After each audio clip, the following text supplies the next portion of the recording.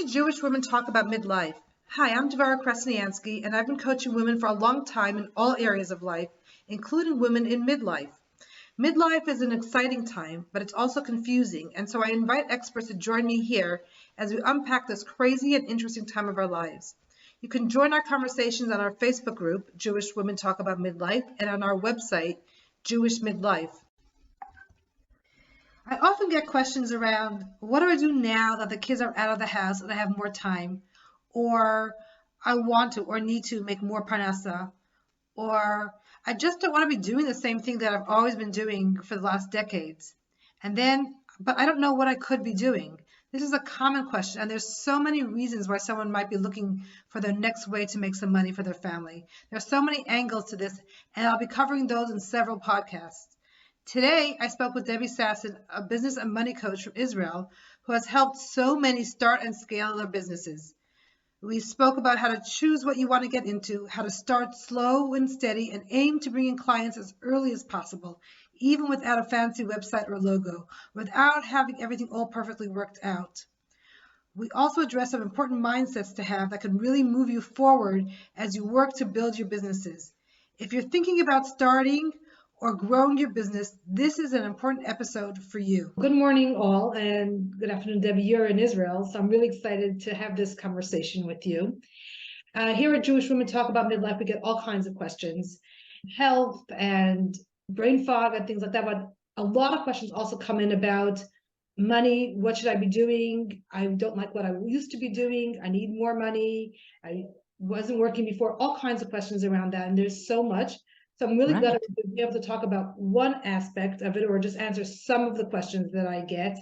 So before we even talk about money and midlife, I'd love to share with what you're doing for women in midlife and money, or just money in general.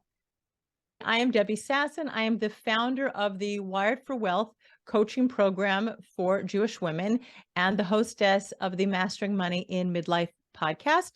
I help Jewish entrepreneurs to increase their income, build businesses. So my clients are scaling to $100,000 and multi-six-figure businesses, and to build long-term wealth without burning out or sacrificing their families. My goal is really to help women who have so much talent and so much experience, whether it's in the workplace or also keeping a home organized. And all of those skills come together at any time of life, but in midlife in particular, when so many of our littles are out of the house, we might still be negotiating weddings or maybe even bar mitzvahs, depending on where you are in your journey. Or like my daughter is due any minute, Emeretz Hashem, so I'm also the doula. And we have a lot of plates spinning, and we have so much to offer the world. And so we can turn that into a business where I like to help my clients, start by creating consistent $5,000 to $10,000 of income, and then scale that to $10,000 to $20,000 per month income and beyond. So that's in a nutshell.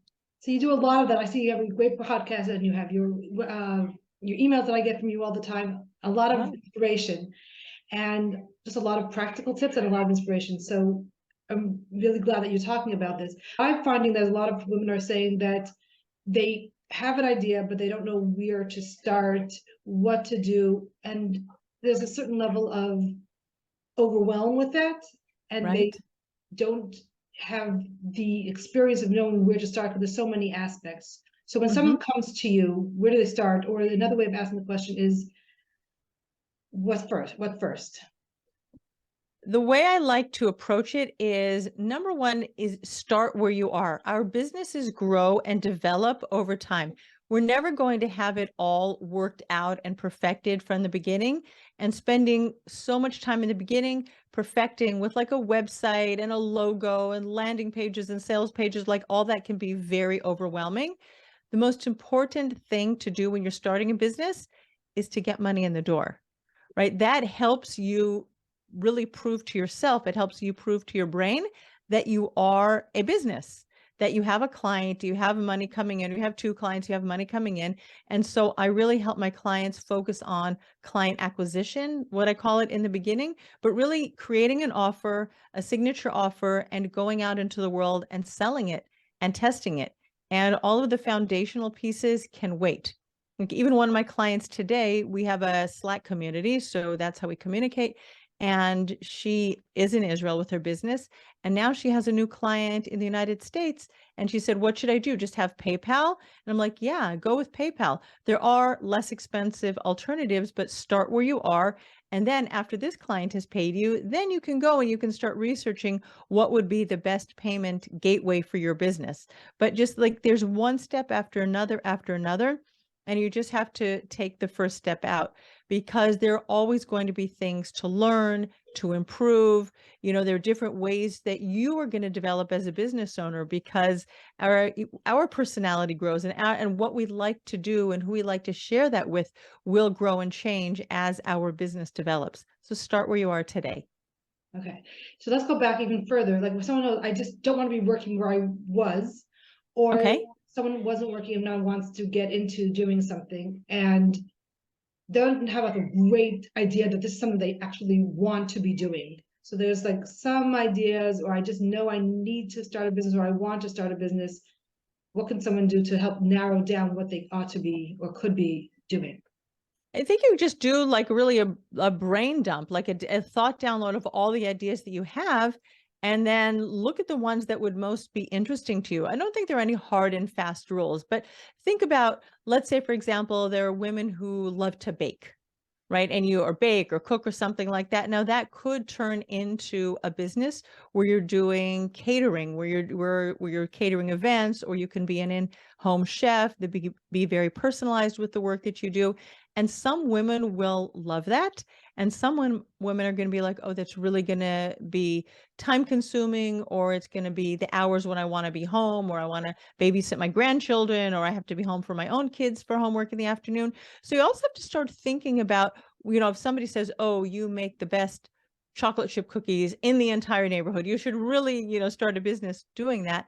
You can have a chocolate chip cookie business. I mean, when I was growing up, Mrs. Fields overtook the world with her chocolate chip cookie business, right? So that can turn into something.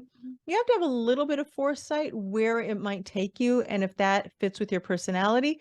But even before that, if you're in a job and you're ready to leave the job, you also have to have a way to feed your family. So when I left my job at the Bank of Israel, where I was doing portfolio management, investing management, and then I moved into the economics unit where I was doing portfolio performance analysis, I got a severance pay when I left. And my husband and I had money in savings. And I also took a part-time job while I was building my financial planning business. And then that financial planning business morphed into financial planning plus money coaching, and then money coaching plus business coaching, which is basically where I am today.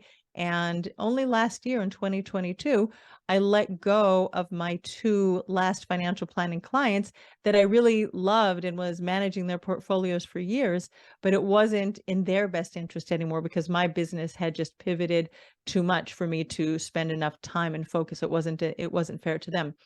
So I had resources available to me, financial resources to take care of my family. And I had a part-time job that brought me money when I left the Bank of Israel while I was figuring out my business. And you have to know where you are financially. If you have, ample resources and you have time to figure it out and you don't have to be pressured or hustled for money, that's okay. But if you do have a large family, when I left my job at the Bank of Israel, we have 8 children, and my youngest was just a few months old, a little bit less than a year. And so we needed to be able to feed our family while I was growing my business. My husband had his income, and then I had some part-time income, and that gave me some wiggle room to not go into like scarcity and deprivation and really, worry about how I was going to feed the family. I think that scarcity and deprivation is part of the overwhelm of like, I need to make money. I need to make money now. What can I do that will make me the most money and with the least expenses? Going back to what you were saying, like pay a little bit more for PayPal so you don't have to be worrying about that detail. And I think that scarcity is what really gets some people tripped up. Right. So number one, I think it's important to know how much money you need in your household. And then when I was at home, there were things that I could do because my business was not yet filling up my day. My job when I worked at the Bank of Israel, I would leave, I would take the bus. So that took time out of my day. And then I would spend the time at work, and then I would take the bus home. So I was out of the house for 8 hours a day, 9 hours a day. And now I was at home and working in my business, but I had some more time. So I didn't have to have full-time home care. So that was a savings. I could hang my laundry out, which in Israel, when it's hot outside, that, dries very quickly, rather than using my gas dryer, which is only, a few dollars, but every little thing adds up. So instead of being out of the house 9 hours a day, I could put 4, 5, 6 hours into my business and still have time to make up some of the deficit in income. But you have to know how much money you need in your household and how you're going to cover your bills. Some you can eliminate. Some of them you could just decide, okay, maybe let's say, for example, when my father opened up his business, my father was fired from his job because when my parents got divorced, my father's boss, who was his ex-father-in-law, so now he was persona non grata and he no longer had a job. So my father made it very clear to all of us, we were 5 kids. My dad then got remarried, and my stepmom had a child. So we were 4 from my mom and dad, plus 1 from my stepmom. So there were 5 of us. That Hanukkah, when he was growing his business, was going to be very limited, right? I remember I got 1 turtleneck sweater for Hanukkah. That was like the gift that I got that year. And I still remember it. And I remember that I loved it. And also I wanted to go to summer camp that year. And my dad was very upfront, we're not going to be able to afford summer camp. It was so important to me that I went cleaning houses. I was like cleaning houses and toilets and doing English tutoring or math tutoring for kids, in the neighborhood. I rode everywhere on my bicycle because it was so important for me. I wanted to go to camp. It was a music camp. And so I made the money myself. But there's so many expenses that we have in our homes that we erroneously believe are needs. They're necessary. They're have-tos. And it's not. It's just not like that. You need to have a roof over your head. And then we can also ask questions about neighborhoods and whatever. We want Jewish education for our children. But so many of our expenses are really voluntary, and there's wiggle room there. We believe that we need to send our kids to summer camp, but let's just question that belief. I'm not telling anybody not to send their children to summer camp, but be open to questioning what expenses are needs and what expenses are wants. If the mother of the house really wants to grow and develop and self-actualize herself, maybe, again, I'm putting it out there to be questioned, to be curious about it. Maybe the mom being self-actualized is going to make her happier in another couple of years rather than working at her soul-sucking job that she's been doing, for so many years. And it's really time for her to grow and develop and thrive. And the kids having less clothes or less summer camps or less something might seem like horrible, oh my gosh, like the worst thing in the world, like, this particular summer, but maybe in the future, it will all turn out for the best. So we have to really question what we think are truths and need expenses rather than maybe wants or desires. Okay, so when we clear out those numbers and we come to realization that we could live with less as we build, that does help with the mindset. But nonetheless, some people have a lot of anxiety about starting. And do you work with your clients as far as like working with that anxiety, is like whether it's imposter syndrome or really can't live because they need the money, or a newly single mom, or whatever it is? So your question is really as multi-part. So the question, what is that anxiety from? There is a lot of fear of failure when you start a business, or maybe fear of judgment from other people, fear of criticism, fear of rejection.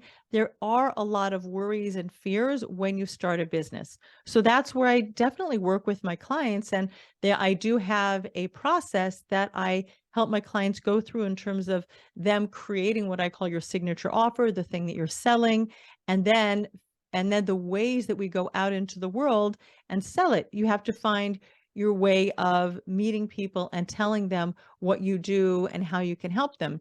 So it could be that you're doing, like you and I are doing now, there's a podcast. It could be that you're doing in-person workshops. It could be Zoom webinars. You could be doing social media posting. Some people will post on WhatsApp or WhatsApp groups.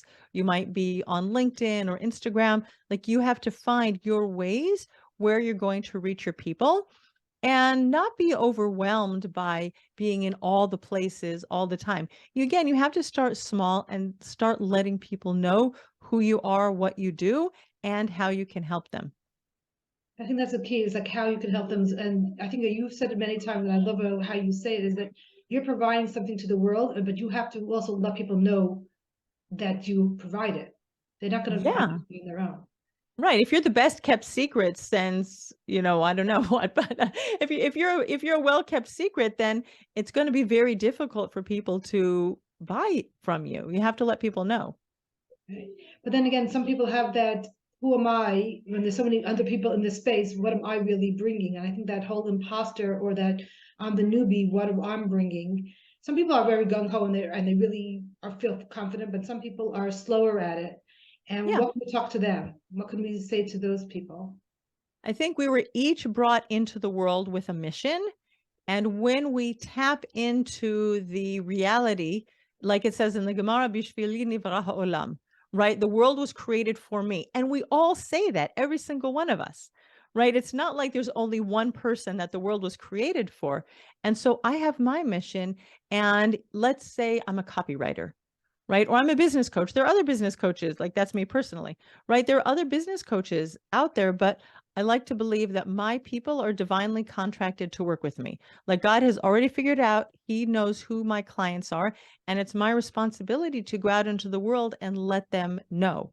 Right? We each have a slight difference from the other person.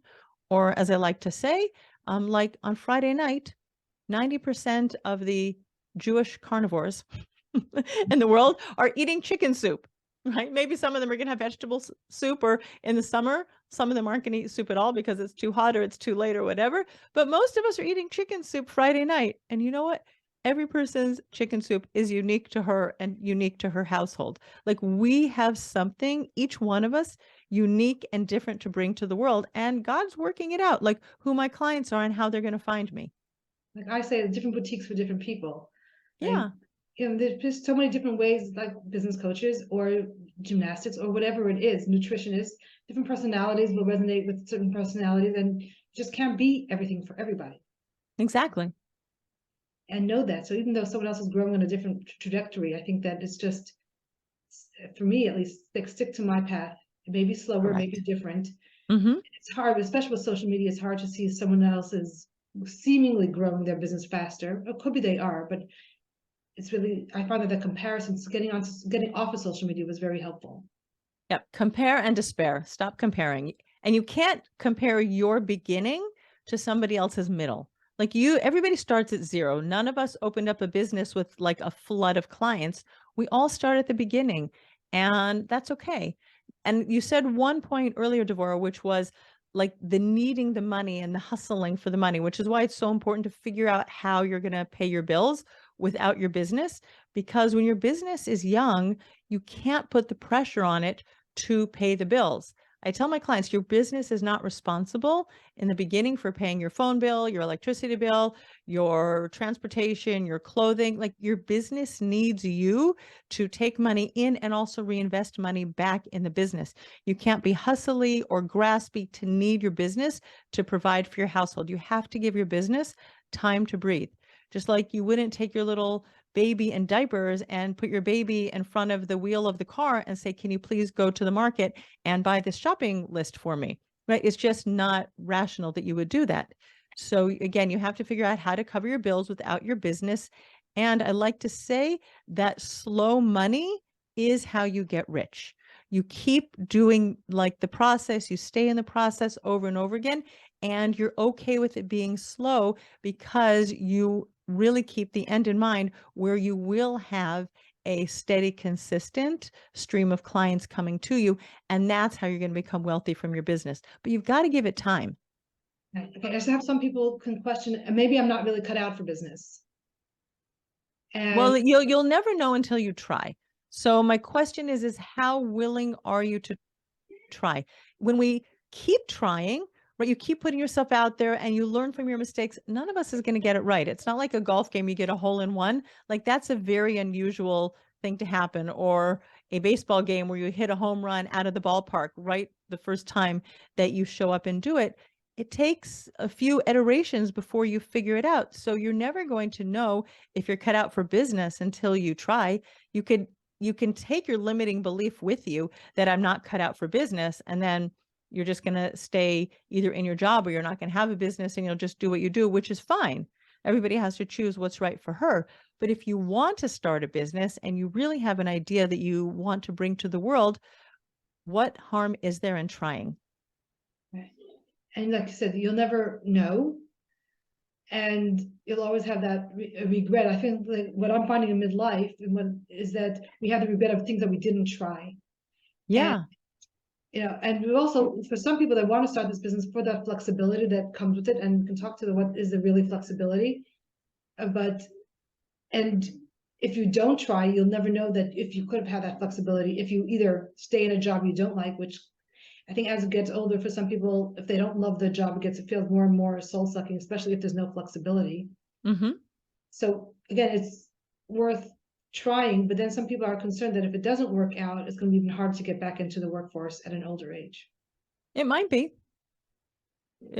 So you have to be aware of that. Like if you're going to try to get into the workforce at 60 or 62 or 64, some people might hire you because you still have a lot of years and you're not going to be taking off for maternity leave every 2 years. So they might be thrilled to have you. And other people might be, of the opinion that you're too old and they'd rather take somebody younger, even someone who's 45 or 50 who's not going to be taking off for maternity leave. But you'll never know until you try. But women over 50, like if we're speaking really to midlife women, if you look at what women over 50 have created in the world and the success and the impact and the money that they've created in the world, it's really phenomenal. And there is so much evidence out there that we can do amazing things because we have so much life experience inside of us and we can share that. And someone who's 20 or 25 who might be more vibrant, who might be more with it, like you mentioned, social media, might know how to do all the social media hack kind of things that I have no clue how to do. That's why I have someone really young on my team that does that stuff for me. But we have deep wisdom that can only come with age. And so that's very valuable. And we have to value it as well. And go back to compare and despair. We can't compare ourselves with younger generations or even people that are our equals in terms of age and life experience, whatever that means. Like we have a unique thing that we're here to share with the world. And we don't have to be the premier of whatever it is. We can be just to be providing for our clients or our set of people. We don't have to be the top of whatever it is. Especially Exactly. not, it's not going to happen. Yeah, exactly. If you think about it, there are nearly 8 billion people in the world. Like I can't even serve 1% of those people. And even let's say that half of them speak English. So now we're down to 4 billion. And let's say half of those are in my age range. And, even in the Jewish world, if my clients are in the Jewish world, like we're still 15 million people in the world and whatever it is, like there's still so many people that I can serve even in my niche. I don't have to be the best of the best of the best. I can just be amazing doing what I am and who I am and still serve a lot of people.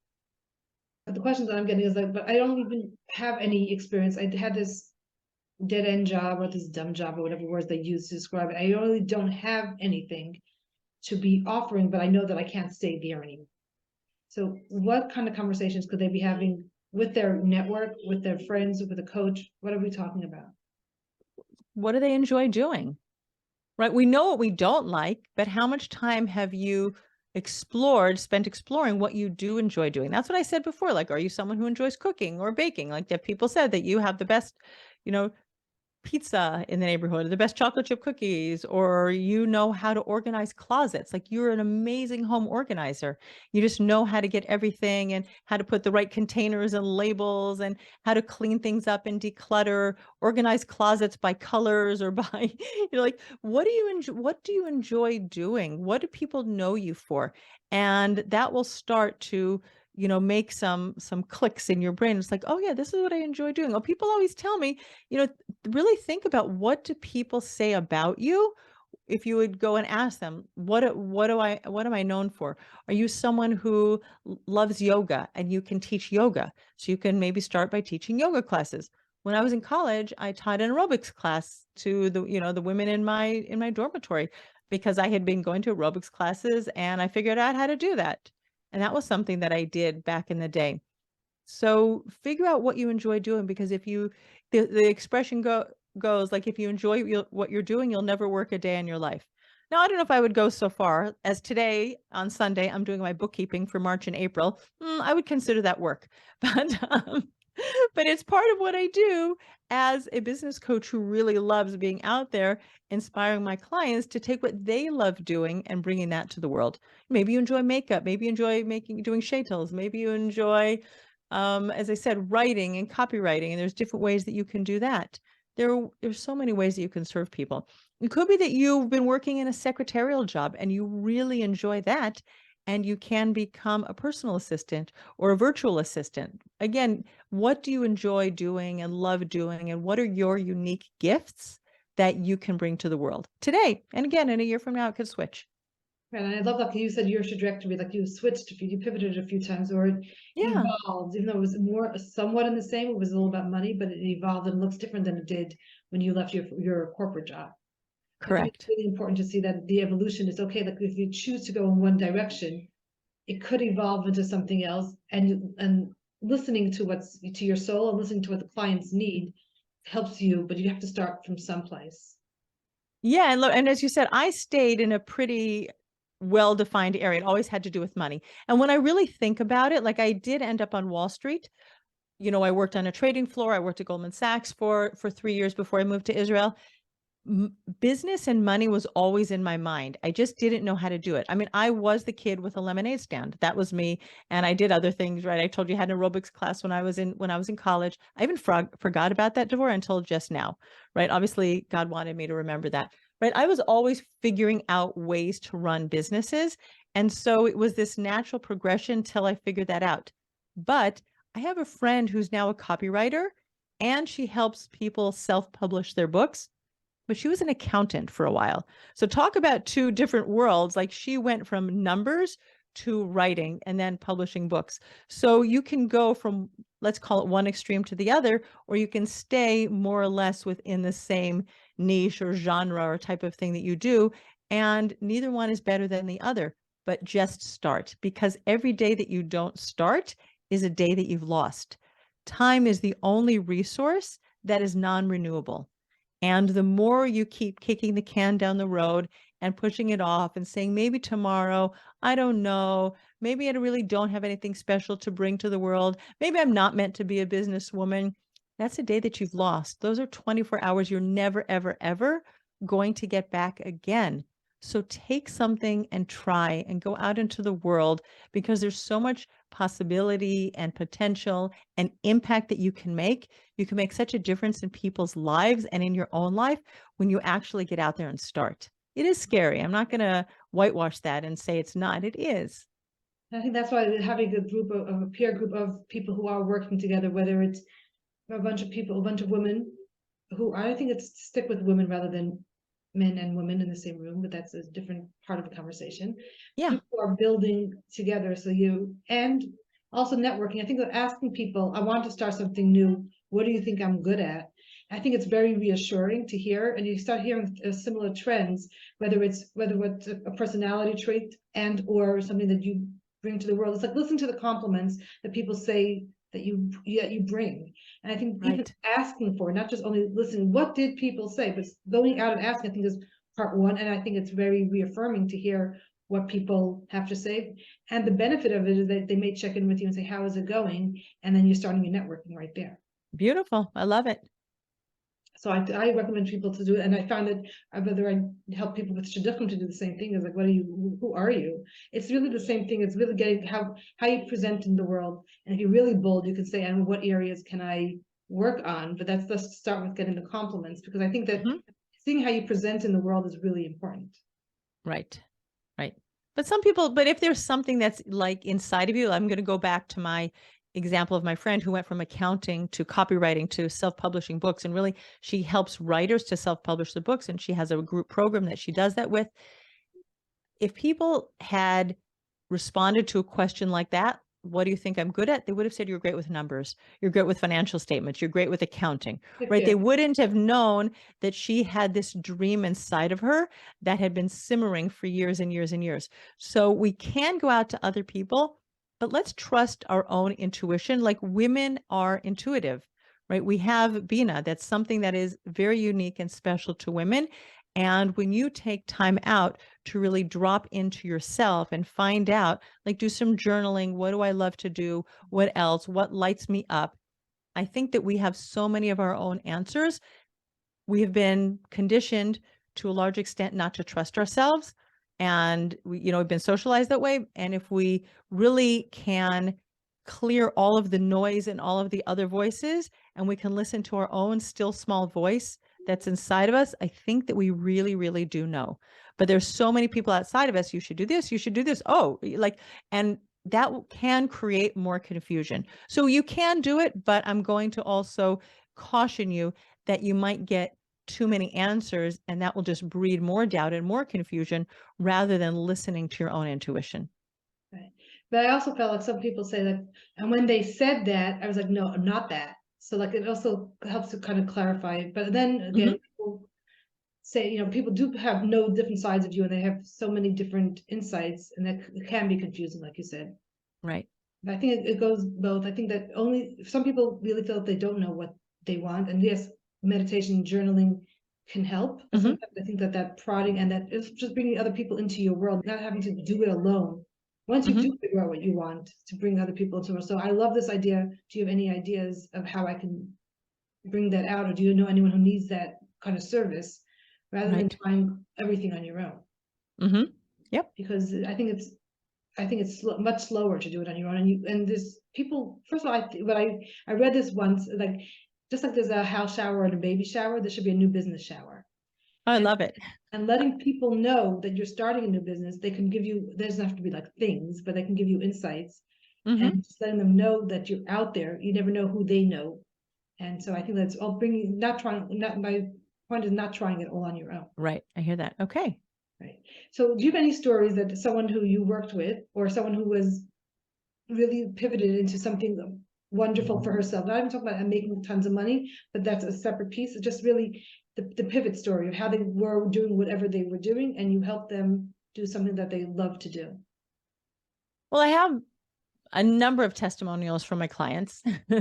And one of my clients was an English teacher here in Israel, and she has PCOS, right? So she had fertility issues, and that was stopping her obviously from getting pregnant. And she then changed her diet. She did a tremendous amount of research and also got a health coaching certification. And she became a coach for women for infertility and PCOS. Her name is Lauren Allen. She's on my website. I don't feel uncomfortable just talking about it. So when we started working together, she was just getting a few clients. She was at the very beginning of her journey. She was still working as an English teacher. And by the time we finished working together, she had a fully booked one-on-one coaching calendar. And she was just starting to develop a group program. Then she got pregnant with her second child, which was a beautiful, miracle, because it happened much more quickly than it did with the first time, because she followed her own treatment plan for PCOS. And thank God, I think she's just getting back to work now after her second child. So we got to the stage where she was recording an online course. She hasn't started selling it yet, but that's one of my beautiful client success stories, taking what was her own journey, her own story. And that, by the way, I think is a truth for so many of us, is that we take our own stories and we create a business out of what has been working for us. So one of my clients is working now specifically on gut health issues and helping people through functional medicine and integrative medicine and in a one-on-one basis to now develop a group coaching program to help people with their gut health. I've had so many different women build coaching businesses and copywriting businesses. one of my clients, Naomi Rubner, was working for the Mishpacha. And then when we were doing our work together, she opened and really went all in. She was just starting to develop her part-time copywriting business when we were working together. But again, when we worked together, she left her job at the Mishpacha and she started getting clients. And then while we were working together, she left her job at the Mishpacha and went all in on her copywriting business. So those are some of the client stories, or photographers that have gone all in on their photography businesses. And intimacy, I've worked with a few different women in the Jewish world who have programs for, Jewish intimacy and marriage. So those are some of my clients' amazing success stories. One of my clients, she has built an amazing, amazing agency for virtual assistants. She herself was a virtual assistant and she had one person working for her. And now she has built a company with more than 20 clients. And I think she has 8 virtual assistants on her team. So, and when we started together, she was making less than $50,000 a year. And now she has a multi-6-figure business. So yeah, those are some of my amazing client success stories so far. Right. So I'm hearing some of them are coaches, but there's other kinds of businesses too. It's not only taking your experience and helping other people have the same experience.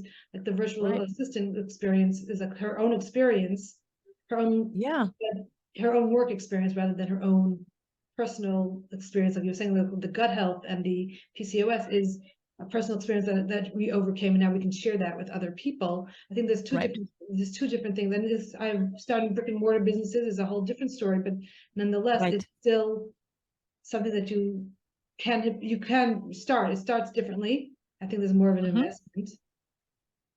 Oh, brick and mortar for sure is more of an investment. And before you go on, like the woman in my program today who asked me about PayPal, she's a web designer, a UX designer. And so there wasn't a story for her, right? So she developed a business. She had a partnership with someone, left her partnership. And now since March, she has developed her own business and she's thriving. Her prices have gone up. She has such satisfied clients and she's making way more money. So that's another beautiful success story. And I think that people who have online businesses, there's a little bit of entitlement, and I'm just going to put it out there. It might be an unpopular opinion, but there's some entitlement that we can grow businesses without investing money, right? We can just put up our virtual shingle and maybe buy a Zoom subscription and voila, I'm a coach and I can help you. I'm a copywriter and I can help you. I'm a web designer, I can help you. And I've paid for my education. I've paid for my certification, right? And so now I shouldn't need to make any other investments in my business in order to grow and thrive. And that will really slow you down, because if you're thinking about a brick and mortar business, just to get started, they have to find a place. They have to rent or buy that place, do renovations, hook up water, electricity, get inventory. You need to stock shelves. You need to get cash registers. You need to train people up to work in your business before you have sold even one item in your brick and mortar business. And that is a huge financial investment that you might not recoup for 3 or 4 or 5 or 7 years. And people have this real thought error that I can start my online business and I don't need to invest anything. I should just be able to know how to do it.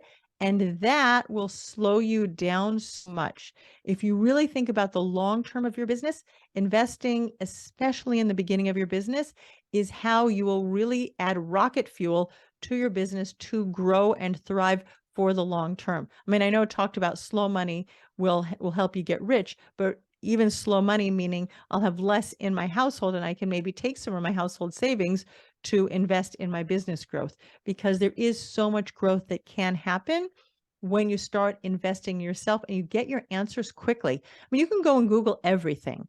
Almost anything you want is available by Googling it or YouTubing it, right? It's all out there.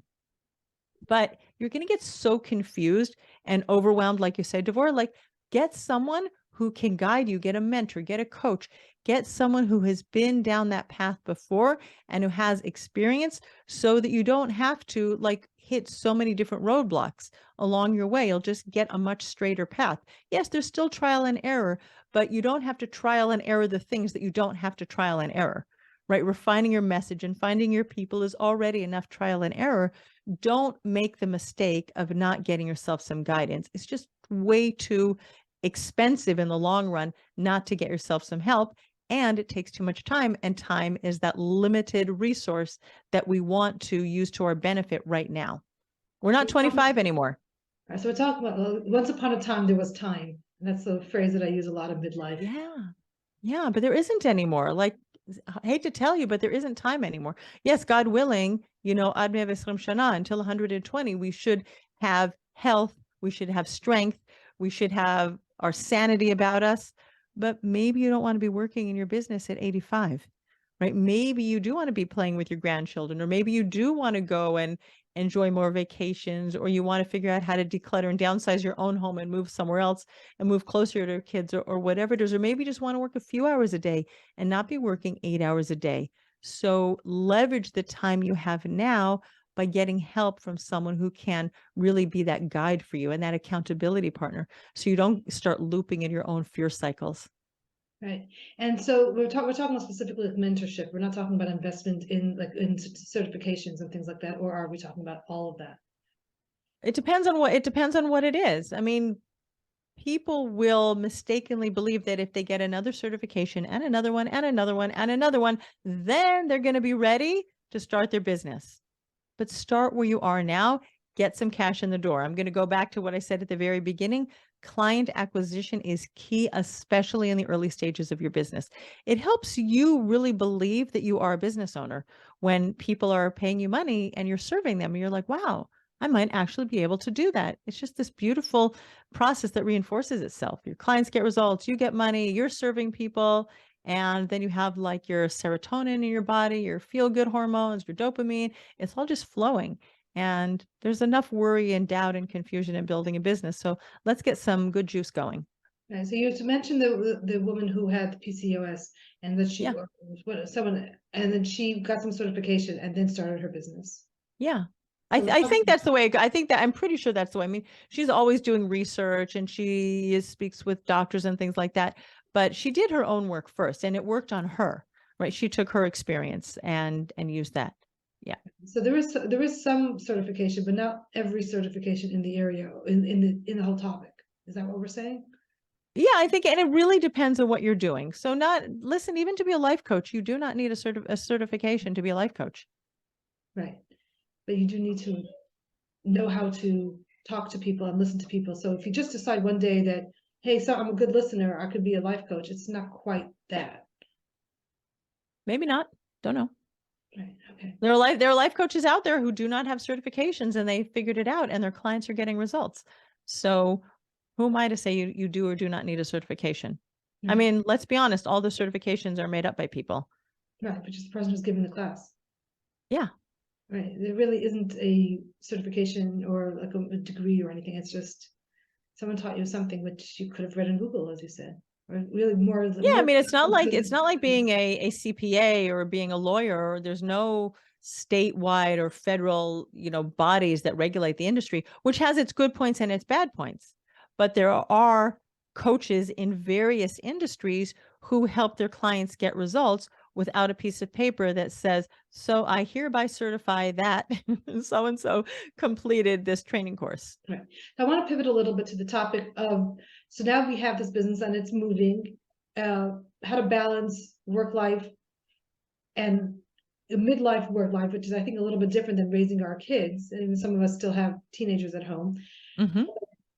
Being the grandparent, making weddings, sometimes going to the doctor, sometimes being the sandwich generation, how to balance all of that with a business. And are there some and aside of that are there some businesses that really don't do well with that kind of work-life balance, or can anything really work?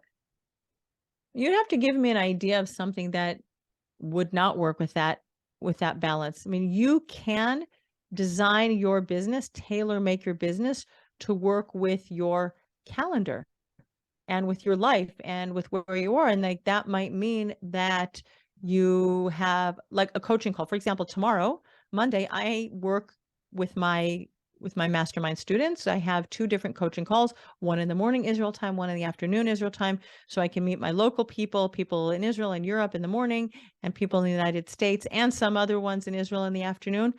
Guess what? My daughter, God willing, is due to give birth like any day now. I might have to cancel last minute. Okay, so I'll make it up. Like, I don't make that a problem. And I reached out to somebody today who's a service provider for me. And I'm like, hey, I want to schedule an appointment with you.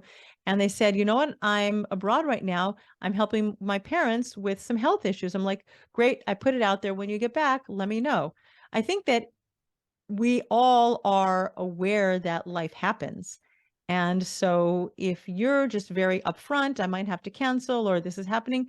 If you're working with reasonable people will be reasonable with you. I mean, yes, there are deadlines. Like if you are an accountant and taxes have to be filed on April 15th and your daughter goes into labor, and you're the doula on April 14th or April 13th, like you better let the people know that you might be late or they need to file extensions or something like that. Like you have to be in integrity with your business. And, if you're not a heart surgeon, like, let's be honest, if you're not a heart surgeon and there's not life or death on the line, most of us do have flexibility in our businesses so that we can tell people. And they also will appreciate if I show up and say, this is my life, this is what's going on, let's reschedule next week. It also gives them the okay that if something, a real life thing is happening for them, then they're also allowed, let's say, to reschedule.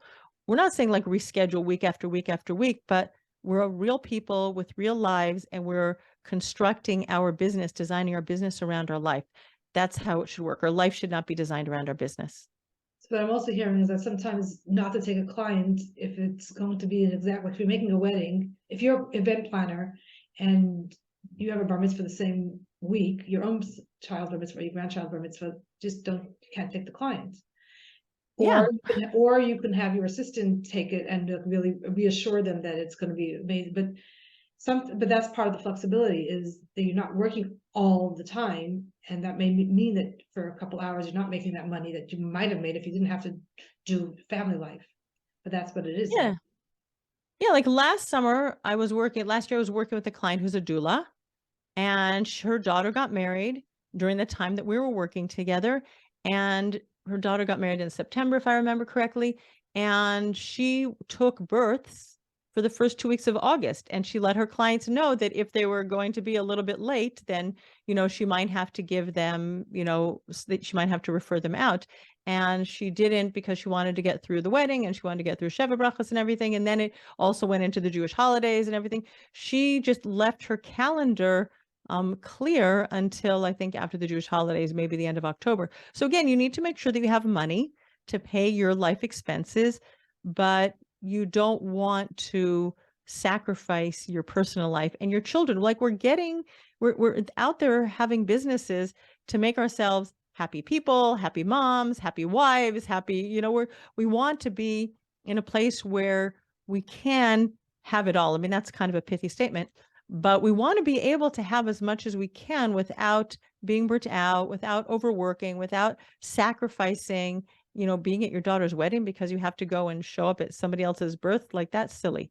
I mean, of course it wouldn't happen, but be smart and plan accordingly. Your people will wait for you. But I guess there's also worth thinking about if that's the kind of industry and if you're the kind of person that, because I know that there are some people that are working till 2 minutes before Shabbos and they're not spending time with their family because they're building their business. So it's again, it's a little bit of knowing how important work-family life balance is for you. And the question is, why is that happening? Are they not working efficiently? Are they overworking? Are they spending time in like fear and doubt and worry rather than getting things done?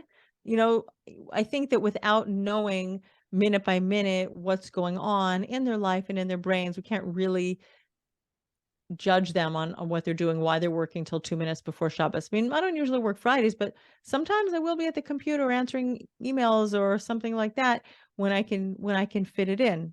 And in the summer, I have a little bit more leeway because Shabbos comes in later. But again, everybody runs for life according to how she runs for life. Are there ways for her to do it better, more efficient, to let go of some things? Maybe, yeah, maybe her business model isn't working and it needs a do-over. I don't know. Or maybe there are sometimes that it's a busier, like tax season would make it a busier time, but then summer could be a little bit slower, or unless you do exactly. But Yeah. I think that the importance is if you're starting the business for work-life balance, then set it up that way. Correct. and choose a business that you know that you can do that, whatever it is. I can't right now. I can't think of anything that wouldn't allow for it. Mm-hmm. I think it's a question to put in there. If you're starting it for work-life balance, is it something that can be done for work-life balance? Yeah, most people decide to leave their like 9 to 5 jobs so that they can have work-life balance and flexibility. And then they end up working in their business from like 7 until 9 instead of working 9 till 5 or from, 9 till 11 p.m. at night, right? It's the only thing that we leave our 8-hour day at the office in order to work 11 or 12 hours at home.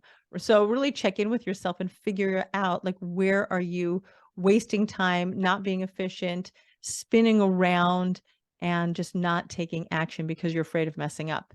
And there are probably a lot of areas that you can uncover when you really take a good look at what's happening in your day. We waste a lot of time.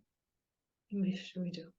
And last question, as for those of us who are working as working spouses and husbands and getting support, do you find that sometimes the husbands are not as supportive, and what can we do for that? That's a really broad question. If it, I want to know a little bit more about what's behind that, because when people get married, there's a team approach to running the home and running the finances. And I mean, this is maybe in an ideal world. When I left my job at the Bank of Israel, my husband, who's an engineer, and it's very important for him to dot I's and cross T's, and I take on way more risk. My husband's the cautious one in the family. I'm the one who loves risk, and I'm like out there doing all the things, and I'm like, yeah, let's go. And I'm a real go-getter that way. So it was important for him that's A, why I had a part-time job, and B, like to make a plan. But if you're saying the husband isn't supportive, my question is why? Like what is going on in the dynamic in the relationship? Is it really because he's just afraid that they're not going to have the money, afraid that she's going to fail, afraid it's not going to work? Like, not to be supportive is a little bit broad for me to answer. Yeah. And what discussion is or is not happening between partners in this relationship? So I don't think that I can answer that question without having more material. So you did in a way is like get to the core of why he's not being supportive. In what way is he not being supportive? It's not just like he's not supportive and he's just doesn't want me to do this. It's like really have the conversations, or at least do some self-reflection about what might it be, and maybe have a bit more conversation. I think that's enough of a start of an answer for that. I think from the woman's point of view, again, as I said before, we have been conditioned and socialized not to trust ourselves. And she might have this dream and this desire that she wants to go out into the world to do. And she might have difficulty expressing that to her husband, what her goals are, what she wants to do, and where she sees it going. It could be a little bit murky out there in the future. And so she might not have the vocabulary to have that conversation.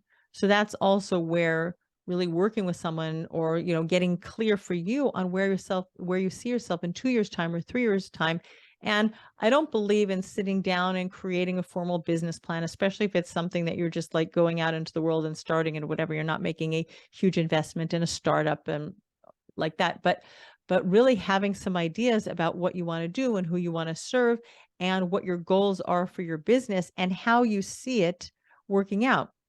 At least that will show your partner, your life partner, right, that you've put thought into it. It's not just you shooting from the hip. This is what I want to do and it's going to work, and being sort of like that cheerleader, rah, rah. Like, let's show our partners that we actually have put a little bit more thought into it. He probably just wants to protect you. Like, if you have a good working, loving relationship, he probably just wants to protect you, maybe protect you from failure, maybe from, financial mishaps, maybe, disappointment, whatever. So, but have that conversation, and you can ask him like, hey, I don't feel like you're supporting me. What's happening? What's going wrong? Is there anything that you're seeing that I'm not seeing? I think the more curious we can be and the more open, then it gives us the opportunity to get more information back from our partner.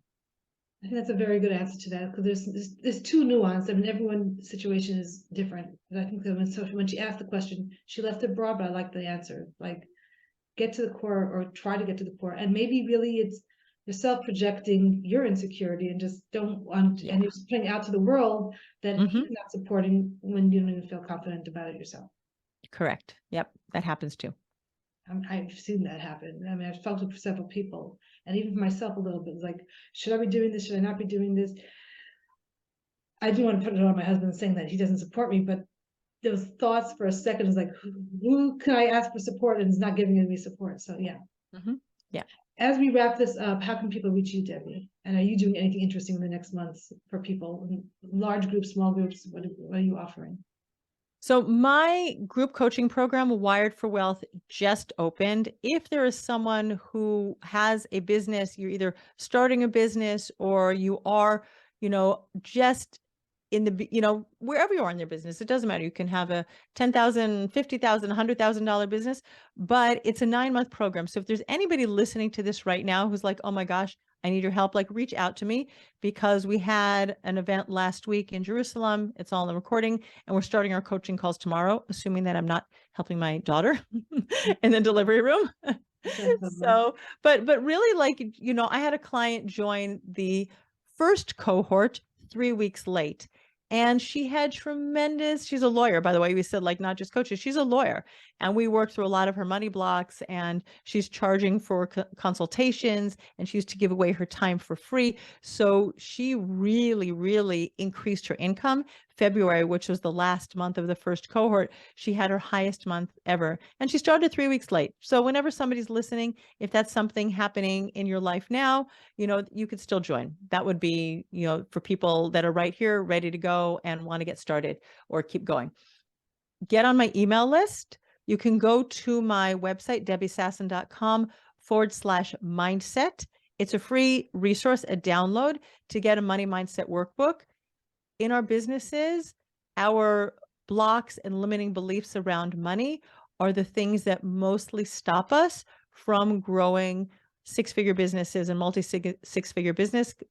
six-figure businesses, because we're thinking, I need to keep my prices low. I need to keep them accessible. Nobody's going to pay that. There aren't enough people to work with me. Let's remember those 8 billion people in the world. There are for sure enough people to work with you.